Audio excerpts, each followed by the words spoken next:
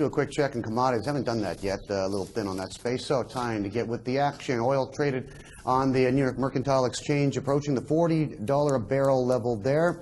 And Brent crude we got at 42.5. So there's a difference between West Texas WTI at the top and Brent, North Sea Brent in the middle. Gold futures 962 and change per troy ounce. Gold is down for a third day, by the way, retreating further from the $1,000 mark. We broke over that about 48 hours ago, but couldn't hold on to that. Must be a very strong psychological and charting level.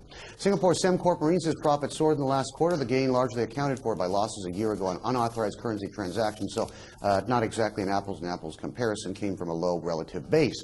Despite the smaller losses in that department this year, they're still struggling on the top line revenue side. Orders for offshore rigs and platforms have slowed as oil prices have dropped and demand has basically capitulated.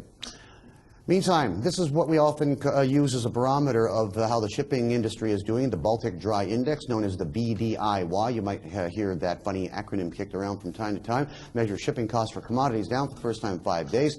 Thailand's #2 shipping company, Precious Shipping, operates over 40 vehicles carrying all kinds of this stuff. The company in talks to raise hundreds of millions to replace some of their oldest vessels. Khalid Hashim, Managing Director of Precious Shipping, joins us on the program today. Khalid, good morning to you. From your perspective, how is the shipping industry doing? I've noticed that the normally very clogged up Victoria Harbor here is seeing fewer and fewer ships. You can actually take a pleasure boat out and have a little pleasure sailing around these days. Things have improved quite a bit since the last quarter of last year when trade finance actually came to a screeching halt.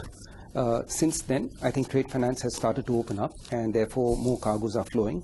And as a result, most of the ships that were lying idle in Hong Kong Harbor or even in fact in Singapore have started to move out and carry cargoes. What have you had cancellations? Have you had any large contract cancellations, or are customers pulling back? Perhaps maybe their bookings are lightening up a little without being totally canceled. Give us an idea of what's happening in terms of your clientele. In our space, we've not had any form of defaults at all. We've had some minor renegotiations in the form of early terminations with full payments being made to us. So other than that, we've not had any form of defaults or bankruptcies or people just walking away from their contracts.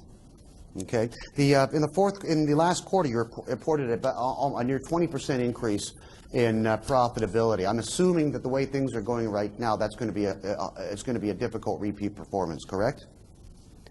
I'm sure that it's going to be very difficult to repeat that. Okay. How much more difficult? I mean, would you be happy just to break even or stay even? I think we will be a profitable company going through 2009 as well as in 2010. Of course, the level of profitability will depend on the number of assets that we have and which have been already pre-contracted out at good levels.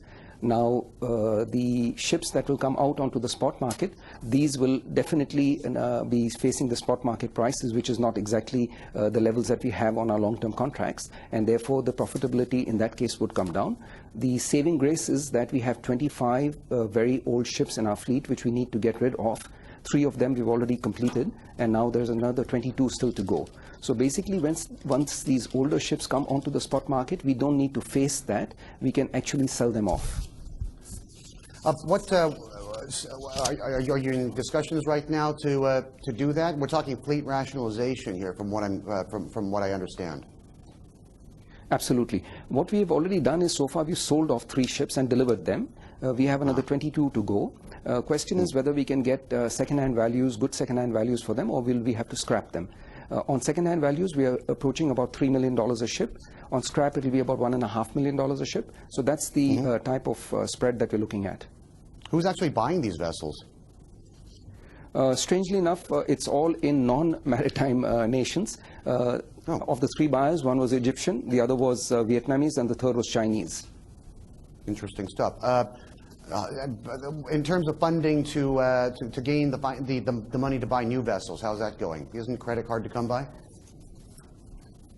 It is extremely difficult to come by, but let me just tell you how we are doing it. We have $100 million of cash left in our balance sheet as of the end of last year. We have these 25 ships that we need to get rid of. On an average, we'll get somewhere between $50 and $75 million for that. and we have got secured credit lines from our bankers equivalent to $350 million US. So all in all, I have somewhere between $500 and $525 million of buying power just for second-hand ships for replacement of these 25 ships. What kind of things are you shipping more of, and what are you shipping less of? I think things have not changed too much in terms of cargo mix, if that's what you're asking. It's just that the level of activity had come down, and as a result, prices have come down. And any plans to maybe nail down some new industries? Any new customers you're talking about? Presumably, a lot of shipping companies have cut back on capacity, not able to service the clientele. Do you see any opportunities in the current chaos? Absolutely. I think that we can continue to do much more business with the same good clientele that we have, the type that have not defaulted at all. And that's the type of clientele that you need to be looking at. There's no point in trying to fish around in the market and get hundreds of clients and then find that they're all defaulters. Khalid, good talking to you. Best of luck, okay? Khalid Hashim, Precious Shipping. Next, the recession in Hong Kong most likely deepened in the second quarter, and we've got a budget out next week. How much stimulus is John Zung and Donald Zung going to give us? Come on! We love to be stimulated. Stimulate us.